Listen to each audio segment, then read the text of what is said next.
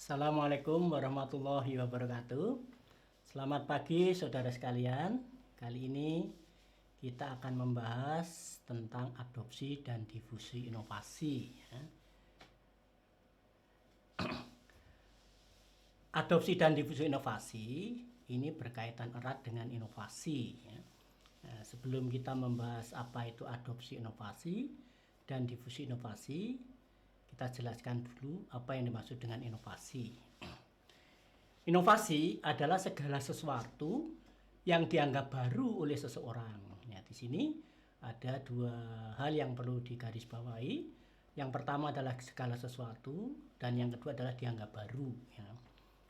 Segala sesuatu ini artinya bisa ide ya, atau gagasan, bisa proses atau prosedur atau cara, dan yang ketiga bisa suatu benda atau objek. Ya.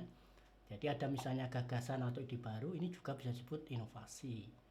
Ada suatu proses atau cara membuat sesuatu yang baru, itu bisa sebagai inovasi.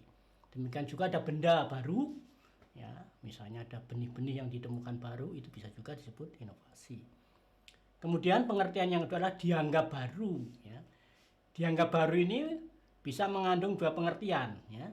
Jadi baru dalam arti kata mutlak, artinya inovasi tersebut memang betul-betul baru diciptakan atau ditemukan oleh sumber inovasi. Ya. Jadi memang baru ting-ting itu ya, baru keluar dari pabriknya itu ya. Sedangkan yang kedua, pengertian baru yang sifatnya relatif. Ya.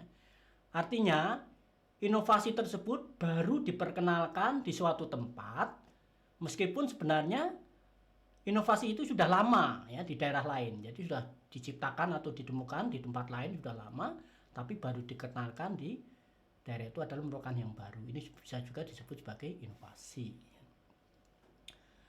Nah, sekarang bagaimana ciri-ciri ya secara universal tentang inovasi ya. Jadi tidak setiap yang baru itu mesti disebut inovasi ya. Ya, ciri-cirinya ya ini harus memenuhi tiga ini ya. Mungkin ada sifat yang lain tapi minimum tiga ini. Yang pertama, nilai keinovatifannya atau timelines-nya, jadi keakuratannya itu bersifat sementara. Jadi kalau inovasi ini sudah lama, sudah dikenal banyak orang, namanya bukan inovasi lagi di situ. Sehingga sifat kebaruannya itu sementara saja. Yang kedua, memiliki nilai tambah dibandingkan dengan sesuatu yang sudah ada. Ya, kalau inovasi ini teknologi, jadi teknologi yang inovatif tadi, yang baru tadi, ini harus mempunyai nilai tambah dibandingkan dengan teknologi yang sudah ada. Nilai tambah itu apa? Mungkin harganya apa, pendapatannya dari petani lebih bagus, produktivitasnya lebih tinggi misalnya, ya. Kemudian juga misalnya tidak mengganggu lingkungan, ya ini ya yang dibandingkan yang lama ini lebih bagus. Jadi kalau baru tapi dibandingkan yang lama kok lebih jelek, ya ini namanya bukan inovasi di situ, ya. Kemudian yang ketiga, tidak bersifat eksklusif. Ya, eksklusivitasnya tidak hanya dimiliki oleh orang per orang, ya, tidak hanya orang tertentu saja. Jadi inovasi ini ya mempunyai peluang ya untuk diadopsi atau diterapkan oleh anggota masyarakat secara keseluruhan. Jadi siapapun itu bisa memanfaatkan inovasi tersebut. Itu namanya inovasi. Ya. Next di situ. Sekarang pengertian adopsi dan difusi inovasi. Ya. Yang pertama adopsi inovasi. Adopsi inovasi ini bisa dimaknai proses mental ya yang terjadi pada seorang atau individu di situ sejak dikenalnya inovasi sampai dengan diterapkannya inovasi tersebut. Jadi orang pertama kenal, kemudian dia berminat dan seterusnya akhirnya diterapkan. Itu rangkaian proses adopsi inovasi. Nah, proses diterimanya suatu inovasi oleh unit adopsi baik secara individu, kelompok atau sistem sosial itu juga bisa disebut proses adopsi. Jadi tadi proses mental itu menggambarkan biasanya berlaku pada individu. Tapi proses ini juga bisa dikaitkan dengan unit adopsi atau yang mengadopsi unit. Nah, unit ini bisa individu, bisa kelompok atau bisa sistem sosial atau masyarakat di situ. Sekarang apa arti difusi inovasi? Nah, ini dimaknai yang pertama adalah proses dikomunikasi suatu inovasi melalui saluran tertentu pada periode waktu tertentu kepada anggota-anggota sistem sosial. Jadi bagaimana adanya suatu inovasi itu disampaikan melalui saluran atau media tertentu pada saat tertentu, ya, sampai pada anggota-anggota sistem sosial. Itu bisa disebut difusi inovasi. Atau yang paling sederhana, difusi inovasi itu adalah proses perembesan suatu inovasi dalam suatu sistem sosial. Jadi bagaikan merembes itu ya. Jadi kalau kita neteskan misalnya pada tisu itu ya, nah ini tetesan air itu bagaikan inovasi, itu merembes itu. Akhirnya semua ya tisu itu akan menjadi basah, itu artinya terjadi difusi inovasi di situ. Nah, sekarang apa perbedaan adopsi dan difusi inovasi? Ini secara sederhana saja ya. Jadi adopsi inovasi ini sumber inovasi itu berasal dari luar sistem sosial. Jadi kalau namanya terjadi adopsi inovasi itu biasanya inovasi itu dari luar sistem tadi ya. Jadi ada masuk di situ, diperkenalkan, kemudian akan diadopsi ya, baik oleh individu, oleh kelompok maupun oleh masyarakat. Sedangkan difusi inovasi, sumber inovasinya berasal dari dalam sistem sosial atau masyarakat itu sendiri. Jadi bersifat alamiah gitu ya. Jadi kalau sudah ada di situ, orang menerapkan, kemudian akan merembes di situ. Nah, biasanya yang menerapkan ini inovasinya ada dari anggota masyarakat itu sendiri. Ya. Nah, sekarang bagaimana tahap-tahap adopsi inovasi? Ini yang paradigma yang lama yang dikeluarkan oleh Komisi Ahli Sosiologi Pedesaan pada tahun 1955. Ini adopsi terjadi melalui 5 tahap. Yang pertama awareness atau kesadaran. Jadi kalau orang sadar atau tahu adanya inovasi, ini tahap pertama. Kemudian berlanjut pada tahap kedua yaitu interest atau berminat. Setelah tahu biasanya dilanjutkan dengan tertarik atau berminat ya. Berminat, kemudian dia akan mengevaluasi ya, menilai. Itu tahap yang ketiga ya. Setelah menilai, ya, tahap yang berikutnya adalah trial atau mencoba, ya mencoba. Jadi apa yang dievaluasi tadi, yaitu dicoba. Setelah dicoba, baru tahap yang kelima, adoption atau menerima atau menerapkan inovasi tersebut. Ini tahap-tahap yang menurut Komisi Ahli Sosiologi Pedesaan ya. Nah, ternyata ya, proses adopsi 5 tahap ini mendapat kritik ya dari pakar-pakar penyuluhan komunikasi gitu ya. Kritiknya apa? Yang pertama, proses adopsi tidak selalu berakhir dengan penerimaan ya. Jadi kalau tadi kan tahap 5 mesti adoption atau menerapkan. Ya, ternyata di dalam kajian hari tidak harus bahwa inovasi itu mesti diterima, ya, tapi ada kalanya bisa juga ditolak. Ya. Ini kritik yang pertama. Kritik yang kedua, proses tidak selalu melalui 5 tahap. Ya. Jadi mungkin ada tahap yang dilompati. Ya. Jadi proses itu sendiri kan tadi ada 5 tahap. Mungkin juga orang baru sadar langsung menilai. Atau orang tanpa mencoba bisa langsung menerapkan. Jadi bisa aja 5 tahap itu menjadi lebih singkat ya. Bisa menjadi 4 tahap, 3 tahap dan seterusnya. Kemudian pada kritik ini juga itu bahwa penilaian tidak selalu pada tahap ketiga. Ya, tadi kan evaluation pada tahap ketiga. Ternyata dalam kejadian sehari-hari itu penilaian itu selalu dilakukan pada setiap tahap.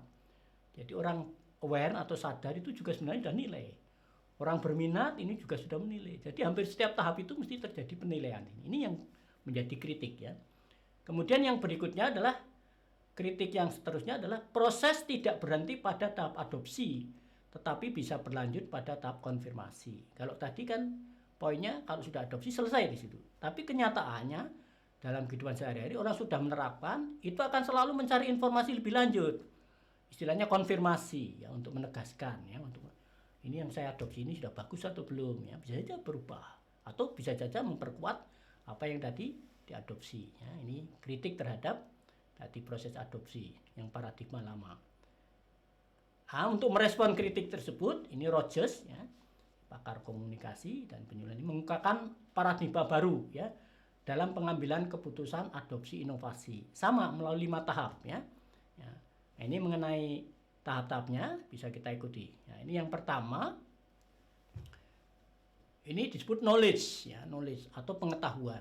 Jadi pada tahap pertama ini petani mulai mengenal ya, mengenal inovasi beserta manfaatnya. Apa tuh inovasi tadi ya? Terus bagaimana manfaatnya? Yang mulai dikenal itu. Nah, setelah tahap pengenalan akan berlanjut pada persuasion ya. Jadi bersikap di situ ya. Setelah tahu dia akan bersikap. Apakah inovasi tadi sesuai enggak, disukai enggak ya, atau sebaliknya ya tidak disukai ya. Kemudian tahap berikutnya itu decision ya, decision. Jadi pada tahap pengetahuan bisa saja orang setelah tadi bersikap bisa saja menolak ya, sehingga tidak berlanjut pada decision, bisa juga. Tapi kalau pada tahap persisten tadi itu misalnya suka, dia akan menginjak pada tahap berikutnya, decision, memutuskan ya. Tapi kalau tidak ya menolak tadi ya. Ya. Kemudian kalau sudah mengambil keputusan, tahap berikutnya adalah implementation, menerapkan atau tidak menerapkan di situ. Karena apa? Orang memutuskan sesuatu belum tentu menerapkan. Kenapa? Bisa saja pada waktu mau menerapkan, misalnya sumber dayanya nggak ada, misalnya tidak punya dana, ya, inovasinya dicari susah, misalnya di situ, itu bisa juga, ya, sehingga setelah decision belum tentu orang menerapkan. Ya. Tapi kalau bisa menerapkan itu namanya tahap implementation. Kemudian tahap berikutnya ada confirmation, yaitu mencari informasi lebih lanjut seperti saya katakan tadi. Jadi pada waktu menerapkan di situ orang masih menggali informasi untuk memperkuat keputusannya. Bisa juga semakin mantap atau bisa juga ragu-ragu ya, kemudian menghentikan tadi apa yang sudah diterapkan. Ini paradigma baru. Nah, kategori adopsi inovasi berdasarkan lingkupnya, ini ada adopsi pada level individu, lingkup artinya bahwa adopsi terjadi apabila seorang telah mengadopsi inovasi, jadi perorangan sifatnya. Tapi ada adopsi pada level kelompok. Jadi artinya kita memandang bahwa unit adopsi ini adalah kelompok di situ. Jadi suatu kelompok. Kelompok ini dipandang sudah mengadopsi apabila semua anggotanya itu sudah mengadopsi, ya, prosesnya di situ. Ya. Kemudian adopsi pada level masyarakat, artinya adopsi terjadi pada suatu masyarakat. Ini lebih luas lagi karena masyarakat adalah kumpulan dari kelompok-kelompok. Jadi kalau anggota masyarakat sudah menerapkan semuanya di situ, itu boleh dikatakan bahwa adopsi pada level masyarakat sudah terjadi. Kemudian hubungan adopsi dan difusi inovasi. Ini sebenarnya hubungan ini saling berkaitan dan sulit dipisahkan ya. Ya, tapi kita bisa membedakan dengan cara begini. Adopsi dan difusi itu mana yang lebih dulu gitu ya. Nah, ini kalau pada level individu ya, itu biasanya adopsi lebih dulu ya. Jadi kalau melihat individu misalnya dalam suatu kelompok, adopsinya mesti terjadi pada adopsi lebih dulu, baru nanti difusinya ya, karena kalau individu itu akan menyebarkan pada individu yang lain. Tapi kalau kita pandang bahwa adopsi itu pada level kelompok, ya, jadi satu kesatuan di kelompok atau masyarakat, itu adopsi akan terjadi sudah proses difusi, ya, ya difusi. Baru setelah anggota-anggota itu terdifusi, ya, anggota kelompok terdifusi semuanya, baru kelompok itu dikatakan sudah melakukan adopsi. Demikian juga kalau diperluas, apabila anggota masyarakat itu sudah melakukan atau terdifusi, baru adopsi itu terjadi pada masyarakat. Ini saya kira hanya perspektif pandangan kita saja di situ. Kemudian faktor-faktor yang mempengaruhi adopsi atau difusi inovasi. Ini adopsi difusi ini faktornya hampir sama yang mempengaruhi. Yang pertama adalah sifat inovasi. Ya. Nah, sifat inovasi ini, karakter inovasi ini bisa dilihat pada karakteristik misalnya inovasi yang terdiri dari 5, nanti bisa dilihat pada pembahasan yang lain, yaitu ada keuntungan relatif, kompatibilitas, kompleksitas, reliabilitas, dan observabilitas. Ini juga akan mempengaruhi cepat lambatnya proses difusi dan adopsi inovasi. Yang kedua adalah tingkat keinovatifan petani. Ya. Jadi ini nanti berkaitan dengan kategori petani berdasarkan tingkat adopsinya. Di sini ada inovator, lead adopter, dan seterusnya nanti akan kita jelaskan pada caption yang lain. Kemudian yang ketiga bentuk keputusan inovasi. Yang berikutnya saluran komunikasi, peran penyuluh dan pemimpin formal atau informal, dan keragaman sumber informasi. Ya, jadi kalau saluran komunikasinya beragam, lebih cepat, akan cepat itu. Ya. Peran penyuluh lebih aktif, pemimpin formal lebih cepat.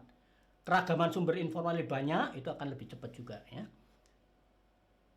Ini untuk memperjelas tadi ya tingkat keinovatifan petani. Ini di dalam penggolongan petani ya berdasarkan tingkat keinovatifan ini dibagi menjadi 5. Yang pertama adalah inovator yang biasanya secara universal itu jumlahnya 2,5%, itu adalah kelompok masyarakat yang berperan sebagai perintis di dalam menerapkan inovasi. Dia paling duluan itu ya. Kemudian early adopter yang jumlahnya sekitar 13,5%. Ini adalah kelompok yang menerapkan ini lebih dini, lebih awal dibandingkan dengan anggota kelompok masyarakat lainnya. Sedangkan yang ketiga early majority ini 34%. Ini kelompok mayoritas yang menerapkan inovasi lebih dulu dibandingkan dengan anggota masyarakat lainnya. Kemudian ada late majority 34%. Ini adalah kelompok mayoritas yang banyak tadi, tapi lebih air ya. Kalau tadi kelompok mayoritas lebih dulu, kalau ini lebih air. Kemudian lagged ya, ini 16%. Ini kelompok yang menolak ya, membangkang. Susah ini untuk diubah di situ ya. Kemudian berikutnya tadi juga yang mempengaruhi tingkat adopsi atau difusi inovasi adalah keputusan ya, ragam keputusan inovasi. Nah, di sini dikenal ada 3 ragam keputusan inovasi. Artinya keputusan untuk menerima inovasi. Yang pertama adalah keputusan opsional ya. Yaitu keputusan yang diambil oleh individu tanpa terikat oleh keputusan individu lainnya ya di dalam sistem sosial. Jadi ya, saya mau menggunakan pupuk ini ya, apakah pupuk urea, apa pupuk TC, itu tidak terkait dengan petani yang lainnya di situ ya. Itu namanya keputusan opsional, tidak akan mengganggu orang lain. Ada 2 keputusan yang lain adalah keputusan kolektif ya. Nah, keputusan kolektif ini adalah keputusan yang diambil oleh individu-individu ya, anggota sistem sosial melalui konsensus atau kesepakatan. Jadi ini akan terkait ya. Jadi misalnya di dalam pengairan ya, tidak bisa orang itu mengairi ngatur dirinya sendiri, dia akan terkait dengan anggota yang lain. Karena apa? Karena air ini digunakan secara bersama-sama. Ini namanya keputusan kolektif. Kemudian yang ketiga keputusan otoriter. Ini keputusan yang dipaksakan kepada anggota sistem sosial oleh individu yang posisinya lebih tinggi. Ini biasanya inovasi-inovasi yang berkaitan dengan masyarakat luas, yang berkaitan kepentingan umum. Ya, misalnya di situ terjadi bahwa misalnya ada pengendalian hama misalnya yang sedang meluas terjadi di situ ya. Itu ada keputusan misalnya cara mengatasinya adalah tanpa menggunakan varietas tadi ya, dan harus menggunakan varietas unggul misalnya zaman dulu ya. Ini keputusan otoriter, jadi dipaksakan mau tidak mau anggota masyarakat mengikuti. Karena kalau tidak menggunakan inovasi itu berbahaya ya. Ya seperti sekarang Covid ini ya, harus pakai masker, harus pakai hand sanitizer ya, jaga jarak. Ini keputusan otoriter juga di situ ya. Ya, saya kira itu beberapa macam keputusan inovasi yang akan mempengaruhi proses difusi dan adopsi ya. Ya, terima kasih. Yang mudah-mudahan apa yang disampaikan bermanfaat. Assalamualaikum warahmatullahi wabarakatuh.